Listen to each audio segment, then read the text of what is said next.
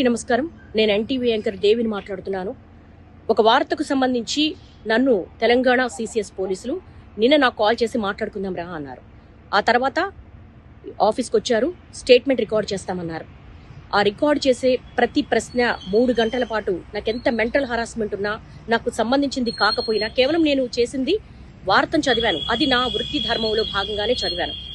నాకు ప్రతిరోజు నేను వార్తలు చదవడమే నాకు నేను చేసే ఉద్యోగానికి నాకు శాలరీ వస్తుంది. కాబట్టి ఏ వార్త వచ్చినా ఆ వార్త నేను చదువుతాను. అందులో భాగంగా చేసిన నా వృత్తి ధర్మంలో వాళ్ళు నన్ను అడిగారు. అడిగినప్పుడు ప్రతి ప్రశ్నకు నేను స్టూడియోలో ఎంటర్ అయిన దగ్గర నుంచి మినిట్ టు మినిట్ వాళ్ళకి ఆన్సర్ చేశాను. 3 గంటల పాటు నాకు ఎంత మెంటల్ హారాస్మెంట్ ఉన్నప్పటికీ కూడా చాలా పేషెన్సీగా ఇచ్చాను. అయినప్పటికీ మళ్ళీ నేను రాత్రి కాల్ చేశారు. నేను రాత్రి కాల్ చేసి మళ్ళీ ఈ రోజు పొద్దున మళ్ళీ స్టేట్మెంట్ రికార్డ్ చేయాలి, మళ్ళీ రమ్మన్నారు. నేను ఒక మహిళా జర్నలిస్ట్ని. నా ఇంటికి వచ్చారు, నా హస్బెండ్తో మాట్లాడారు. నిజానికి నా ఇంట్లో వాళ్ళు ఇబ్బంది పెట్టాల్సినంత అవసరం లేదు.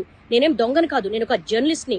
22 సంవత్సరాల పాటు ఒక్కొక్క మెట్టు ఎక్కుతూ మా కెరీర్ని బిల్డ్ చేసుకున్నా. ప్రతి జర్నలిస్టు కూడా వాళ్ళ వృత్తి ధర్మంలో భాగంగానే వార్తలు అందిస్తారు. ఓకే, జరిగిందని మేము క్షమాపణ కూడా చెప్పాం. అయినప్పటికీ కూడా ఒక మహిళను కూడా చూడకుండా ఇంటి దగ్గరికి పోలీసులు పంపించాల్సిన అవసరం ఏంటి? నా హస్బెండ్తో మాట్లాడాల్సినంత అవసరం ఏంటి? ఇవన్నీ కూడా ఎందుకు తెలంగాణ పోలీసులు ఇంత దాష్టికానికి పాల్పడుతున్నారు? ఒక మహిళా జర్నలిస్టు పట్ల నేను కూడా మహిళనే కదా. ఓకే, ఒక మహిళకి ఇబ్బంది జరిగింది అని మాట్లాడినప్పుడు నాకు మహిళనే, నాకు ఒక సెల్ఫ్ రెస్పెక్ట్ ఉంటుంది, నాకు ఒక కుటుంబం ఉంటుంది. నా కుటుంబంలో సంబంధించినంత వరకు కూడా వాళ్ళ సేఫ్ కూడా నేను చూసుకుంటాను. కానీ ఎందుకు ఇంత దాష్టికానికి పాల్పడుతున్నారు? ఇది చాలా అన్యాయము. ఇలా నన్ను రోడ్ల మీద పరిగెత్తించడం అనేది న్యాయం కాదు. నేను నా వృత్తి ధర్మంలో భాగంగానే చేశాను. స్టేట్మెంట్ కూడా ఇచ్చాను, ఎక్కడికి పారిపోలేదు. కానీ తెలంగాణ పోలీసులు ఈ విధంగా సెర్చ్ చెయ్యడము, ఆఫీస్ దగ్గరికి రావడము, ఇంటి దగ్గరికి రావడం అనేది చాలా అన్యాయం. ఈ దాష్టికాన్ని ప్రతి ఒక్కరు ఖండించాల్సిన అవసరం ఉంది.